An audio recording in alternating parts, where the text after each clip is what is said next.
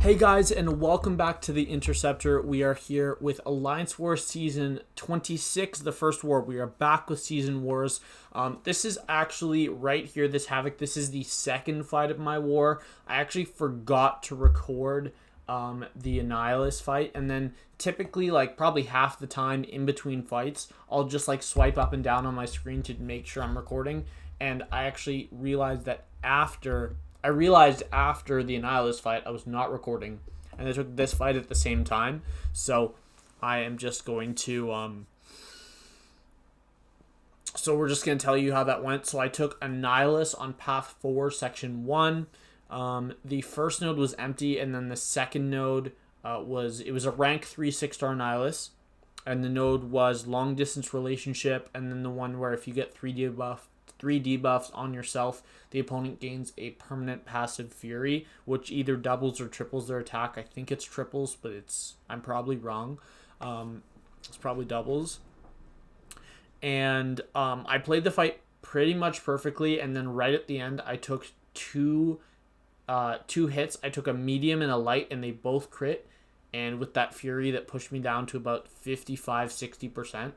So I did use really light potions to heal up my Quake. So you'll notice that when I go into the fight right after this Havok, my Quake's at 93%. And since you guys didn't see a fight earlier for her, I thought that I should give an explanation. But yeah, D69 is facing up against MIBR. We did face these guys last season and they beat us 10-7, so we knew, like, that was by far the most deaths we had in one war. So we were just, we knew we could beat them if we had a really good war, and we're going to do our best. My second fight of the war is Warlock versus a rank 2 6-star Havok, which I was surprised to see. And the node is Heavy Hitter Power Alternator. So on this node, you're almost never going to get to your L2 with Warlock. I do think I actually get there once in this fight, however. And the trick for this fight, Angela is obviously the best counter, as you guys have seen me use her for this before. But I was working when war started, so Run actually planned this war. And usually when I have like 11 fight wars, it's because I planned them. But no, I actually have an 11 fight war today that Run planned. Only 9 of my fights are scheduled, and then 2 of them are cleanup fights that other people died to. But using the PSR system that I use, cleanup gives you the same bonus as a solo does. I know that's a little unfair, but there's no actual way unless you completely do not credit the person for cleanup whatsoever. Like, there's no middle ground with this system.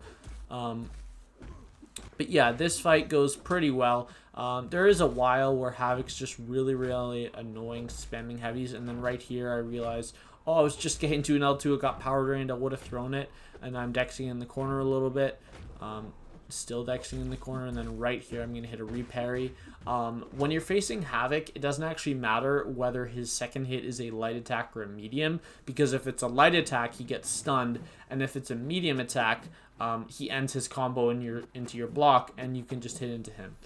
This next fight, there was actually, I believe it was a Mojo, I think, on Power Snack. So Run took that with his Horseman Archangel, and it went pretty well. I think it was like under 20 hits or maybe just above it. But this is a rank 3 6-star Sig 200, by the way. This is Sig 200 Korg, which is insane to see on defense.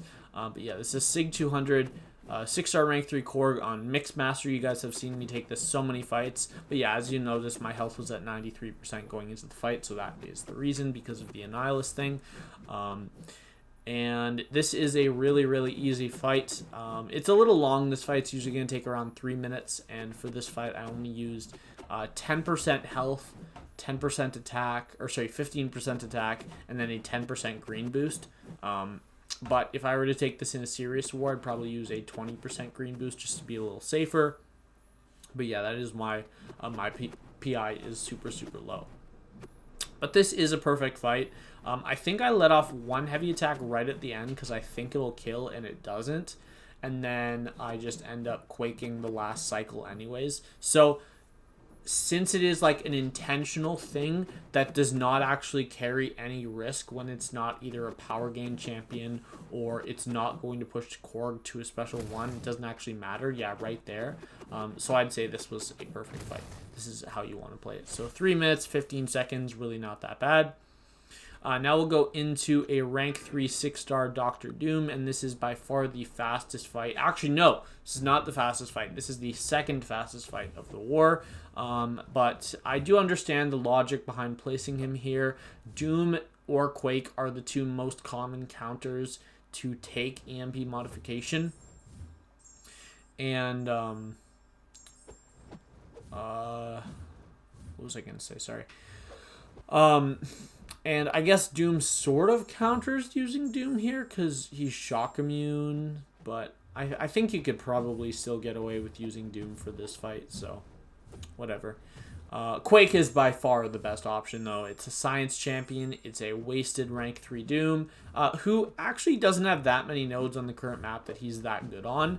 I'd say the best node for him is probably Path 6, Section 1, the first node, the Aggression Fury Strike Back. Where you have to send either a very, very good Quaker, but there's still a risk there. If you get hit once, you're just dead. Magic with the special 1 boost is who we usually use, but we've also used Archangel, Horseman Archangel. Well, actually, you can't make a Horseman that early. Regular Archangel, or we've also used Torch before for that fight. So there's plenty of counters. Now we'll go into my final boosting session. So I actually have 7 fights here all at once. This was in the morning just because the person who had to help me with energy to get to that Doom was not available. They decided to go to bed around 11 my time, so around 12 p.m. my time. I'm like, yeah, I'm still 2 hours away on energy from reaching this fight. So I'm just going to wait till the morning. And it worked out for everyone. We did clear like almost right as I woke up within like 20 minutes, which was awesome.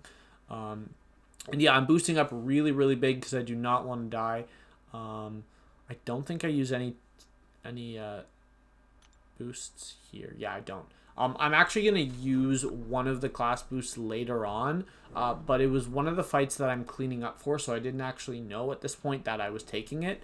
But this first one, I didn't see if this was a rank 2 or a rank 3. By PI, this looks like a rank 2 6-star Mr. Sinister. And this node is Vigor, which means that I just have to either be holding heavy with or I have to either have a concussion, whether it's holding heavier from the one that activates the same time as the stun, or I have to deal more than 25% of his health in one of the timers. I don't believe he gets regeneration even a single time. If you shut down Vigor by holding heavy when it's about to activate, you do turn it off. But when you push the defender to the next stage, so like it's 100%, you have the timer, and then it gets reactivated at 75, 50, and 25%. So it does come back, but you could turn it off and just, if you were not dealing damage, you could have the timer off for like 2 minutes if you wanted. But obviously that's not a good idea. And then I throw a heavy attack here. It crits, which is nice. If it didn't crit, it wouldn't have killed. And Mr. Sinister does not get his healing until slightly after he takes damage, so the crit will kill him. And now we have a rank 5 IA bomb. This is on Buffet Lionheart. This is a fight I've taken many, many times. I've taken it twice with Quake, and I think twice with Warlock, or 3 times with Warlock maybe. But what we did is this person with Alan Trez, we checked his other defenders for willpower. He had a Corvus on node 20 in section 1. So run check that with his Apocalypse, and he actually did have willpower, which means that I can use Warlock. I have no problem quaking this fight whatsoever. I think it's a pretty easy Quake fight. But it's not an easy Warlock fight if they don't have willpower, and it's not an easy Quake fight if they do have willpower, because it's like a 4-minute Quake fight. Probably with these boosts, about a 3-minute Quake fight. But yeah, for this fight, I probably could have thrown on a a regeneration boost, but I don't think it really matters. I mean, I'm not going to get that low with my Warlock. And right off the start of the fight, you guys will notice that I parried 5 times first to activate my infection. And then for the rest of the fight, I'm just going to be milking the power drain, which means that anytime that he is over a bar of power, I'm just going to block and then go for reparries, which is something I did beautifully in that fight. So only 15 hits. A rank 3i A-bomb on that node does not take 20 hits. I think it's like 18 or 19, so you won't activate the Lionheart a third time, because you get it right at the start, you get it when you cross 10 hits, and then you get it when you cross 20 hits, so like every multiple of 10 when he activates an extra poison on himself. But yeah, now we're going into a rank 5 Hyperion on the buffet mini with the power drain, or I think it's like I don't know what the debuffs are called. I'll see right here. Suppression, right? So they lower your combat rate, and it can go into the negatives. And this Hyperion actually does not have willpower on. We did check that, which just makes this a little harder. In the future, I think what we're going to try to do is we're going to try to send a Void to this side who can take this Hyperion if he does not have any willpower. But Warlock is a perfect counter for this fight if he does. And it turns out that using that invulnerability boost is actually going to save the fight, as I would have died if I had not used it. So there are many ways you can play this fight. Parry medium, light, medium is a very fair strategy. But I like to go for parry heavy in this fight, which is obviously a strategy with Warlock that I do not like very much. But as long as you don't miss your parries and Hyperion throws his special attacks, it's relatively safe. And at this point, it looks like the fight is going beautifully. However, that's going to take a turn. We're about to eat a special 3. He's going to go super stingy. I think it's right here. It might not be yet. No, not yet. Okay.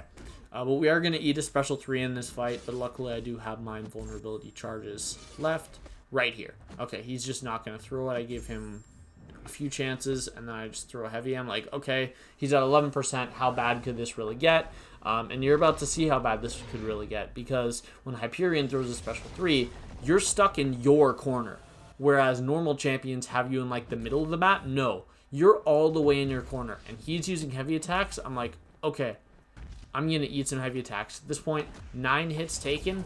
That means all my invulnerability is gone. And right there, I was at like 16 charges, so I did not have the infection up to stop the regeneration. And I think he actually gets regeneration one more time in this fight. So yeah, here we're just getting a parry. We're trying to throw those heavy attacks, but he's throwing a lot of specials. We got to bait the L2 here. We parry it so that we don't activate Dex, although I think I had an infection up, but we do get through that fight not nicely. And I do realize, looking back, that I could have countered after the first hit of his heavy, and I wouldn't have been hit any of those times. However, I'm a dumb idiot, so I got hit. Next, we have a rank 2 6-star Hitmonkey on the Vigorous Assault mini, and this is just not really a good place. This is also enhanced regeneration. Hitmonkey does not have regeneration, so I think they just wanted to place someone somewhere. Excuse me. And this node is actually one of the weakest nodes in the map. In fact, it is quite common for this node to be left empty. So I think they were just throwing away Hitmonkey here. Although he can be a good defender on the right node. So, anyways. Yeah, we're just going to be electing to go for parry heavy in this fight. And obviously your bleed is going to get purified, but when that bleed gets purified, it means that your parry won't get purified. So you don't really have to worry about that. You'll just get the damage from the heavy attack, but it's relatively safe because you take like 100 damage per parry and you heal back 50 or 30% of it, so 30 health. When you use your heavy attack, and that is from the whatever healing the 6 stars get. I'm blanking. But anyways, I do throw an L3 and I get a little bit of regeneration. I think I'm going to go below like 85. I think I'm going to end this fight around 85%.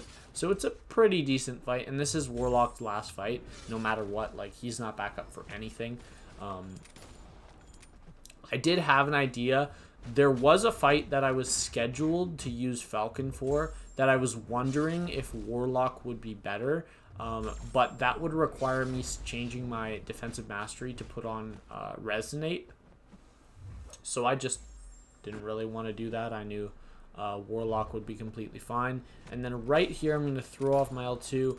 I am very comfortable countering Hitmonkey's special 1, but I just don't do it in War. Same reason I don't do it against Void in War. If I don't have the correct spacing, just because I want to be super safe. And there, I do get the last 2 armor breaks to stick. And yeah, he does go down in 47 hits.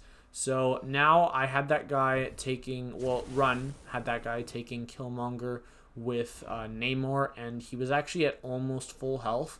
And then right at the end of the fight, right when Killmonger was about to die, he parried by accident and just died instantly. So I'm going to use Falcon for this fight. Falcon's really, really good for fighting Killmonger because you never activate his regeneration or his reverberation while you're locked on. But yeah, when it's that low of health, it's very, very simple. So now we have a rank 3 6-star thing on the best defense, brute force, and limber. So he doesn't really auto block or evade. So this is literally just brute force, limber thing. And I did check this guy for willpower. He does have willpower. However, that's irrelevant when using Falcon. Now, in hindsight, if I knew that the guy taking the Modok boss was going to die and I'd have to take it with Falcon, I would have used class boosts for this fight as well. But I did not know that. The guy, as soon as I cleared this fight, actually as soon as I was in this fight, the guy taking the boss cleared his section 2 and he was getting ready to do the boss. So yeah, but you guys will see just how fast this fight goes. Like, we get an L2 off. He's down to 35% in 25 seconds. This is a rank 3 Sig 200 thing. It might not be Sig 200. I might be lying about that. I actually don't know. It's my best guess. Because most things on defense are Sig 200. And like in my battle group, for example, we have 2 Sig 200s and 1 Sig like 135 or something like that. And then right here he's at 6%. I know I'm going to kill him because I was getting to an L2. L2 is guaranteed crits on the second hit while you're locked on. But yeah, now let's go into this fight. Run assigned a Mole Man, who is the normal champion we use for Modok bosses. However, he did die, so I'm going to go in and clean up. So he got about 30% off, so I just got to kill the last bit. And we're going to heal up Falcon just that little bit because I really don't want to die.